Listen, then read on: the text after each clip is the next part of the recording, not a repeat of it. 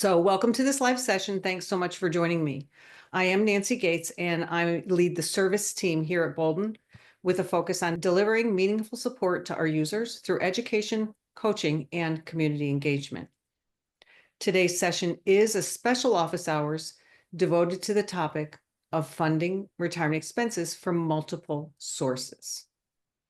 I always do ask you to keep in mind that our live sessions are intended to provide general educational information, so anything discussed should not be considered specific investment, tax, or legal advice. We always recommend consulting with your investment, tax, or legal professional prior to acting on anything you hear in our classes. So today's topic is your retirement paycheck, and managing your income and expenses in retirement can seem overwhelming, but it doesn't have to be. We can help with questions like, what will my income sources in retirement be? What's the best way to draw from my investments to fund necessary as well as discretionary spending during retirement? How can I structure a regular retirement paycheck that gives me confidence to spend in retirement, and more? This slide portrays what's known as the retirement spending smile, provides a visual illustration of a typical retirement spending curve. Once you retire, you'll need a process to ensure that you're able to fund your spending through your lifespan. Having a system can ensure that you're able to easily access the funds you need when you need them, whether you're paying utility bills, booking a large trip, or transitioning to a retirement community. Here at Boldin, we call that system your retirement paycheck. Retirement comes with multiple changes, and one of those is the end of regular paychecks from your employer. Our retirement paycheck represents the method of funding the life you desire after leaving work.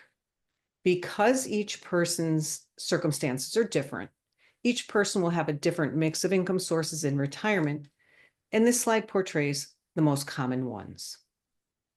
The first potential source of income in retirement might be some part-time or contract work or passive income such as rent, followed by investment income, pensions, annuities, Social Security, and required minimum distributions.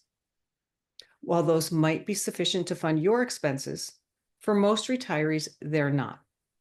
And when more income is needed, especially during the gap years, many people dip into their retirement accounts, which is okay too. After all, that's what you save for. To further complicate matters, each income source might come into play at a different time or only during a specific phase. It's common for individuals to encounter what I call gap or delay years after your work income ends and before claiming Social Security or receiving required minimum distributions. During these years, you might transition from reinvesting dividends and interest to withdrawing those to fund your expenses. You might start receiving a pension or claim Social Security, rely upon a bridge annuity or another type of annuity, or tap one or more of your savings accounts. So now that you understand the retirement paycheck concept, the second part of today's presentation is going to focus on a system which can help you manage your cash flow and spending. Once you have the system in place, you'll be able to monitor your spending, which can help you identify trends, determine whether your estimates were on target, and make sure you're not overspending or being excessively frugal. Because there's so much variability in the early years, you may want to review quarterly and then move to annually once things smooth out. To set up your system, you'll need to establish your operating accounts. First, set up a checking account to act as your cash flow account and a savings account with your emergency fund for those unexpected expenses that pop up. Next, identify a paycheck reserve account, which holds the money you'll need this year. This can be another after-tax or pre-tax account, depending on your overall investment strategy. Once you've established your accounts, you can set up transfers from the paycheck reserve to your cash flow account. You can use a regular biweekly, weekly, or monthly transfers, whatever you were used to when working, to fund your estimated recurring expenses. And you can use one-time transfers to fund those large expenses, such as a home renovation or a large trip. For the third part of today's presentation, we're going to look at a couple of real-life retirement paycheck examples. Our first case study is Amy. She's an early retiree with a little consulting income and a well-funded brokerage account. Because Amy wants to keep her income under an income threshold until age 65 to maximize premium tax credits for the Affordable Care Act plan and keep her healthcare costs low, she's funding shortfalls from her brokerage account. Amy's consulting income is directly deposited into her cash flow account, and she scheduled a monthly transfer from her brokerage account into the cash flow account as well. This process will get her through to age 70 when she plans to claim her Social Security benefit. Once she begins Social Security, she can reduce or end her brokerage withdrawals. And depending on her pre-tax balances and expenses, when she reaches her required minimum distribution age, she may find herself in the position to reinvest some of those RMDs. Our next case study is Craig and Kayla. They're relying on an income floor strategy. An income floor strategy entails having enough guaranteed income to fund essential expenses such as food, housing, insurance, transportation, and healthcare. Because Craig and Kayla cover all of their essential expenses with their pension and annuity, they don't schedule any regular withdrawals from their retirement accounts to their cash flow account. They'll tap the other accounts as needed for large expenses such as travel, home renovations, gifts, and charitable donations. As with the others, they'll make adjustments when each of them claims Social Security and again when they reach required minimum distribution age. Our last case study is Renato and Carla. They have a pension from Renato's employer.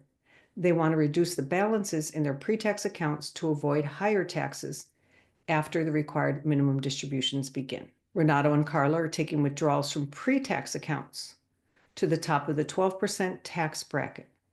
So they've excluded in the software the after-tax accounts from the withdrawal strategies. This slide summarizes some of the topics we covered today, a couple of next steps you might want to consider, and I'm going to show you these 3 use cases in the software. Now, I represented Amy as a single person, but you can't have a single scenario and a married filing jointly scenario. So the scenario I have for Amy in the planner is actually married, if you pick up on that.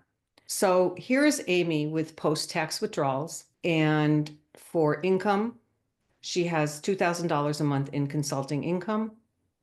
She'll be claiming Social Security at age 67, and her spouse will be claiming at 67 as well.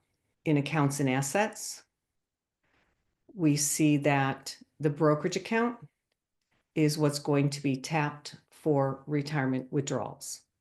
If we go to money flows, she's using the traditional withdrawal order, which prioritizes that after-tax account. We can see the withdrawals by type, the withdrawals by account, to validate that they're coming from the brokerage. We can also navigate to the Insights Retirement Withdrawals report.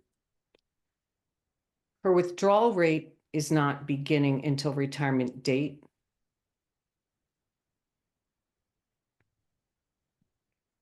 Which I should have changed. And then the withdrawal amounts here, the shortfalls are very small, actually.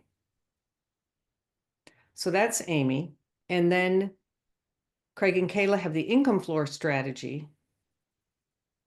And so they don't have any withdrawals. They're relying upon an annuity and a pension to fund their essential expenses. Our third case study is Renato and Carla.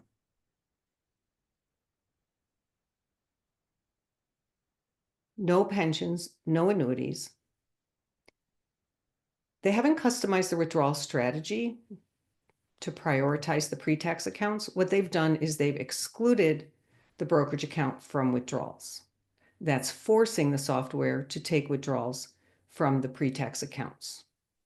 If we navigate again to the retirement withdrawals report, we can see that the shortfall is coming from Amy's rollover IRA. So that's the retirement paycheck concept. And that's a couple of case studies that you can account for using the Boldin platform. All right. Have a wonderful day, everybody. Happy planning, and we'll see you soon, I'm sure. Have a great day.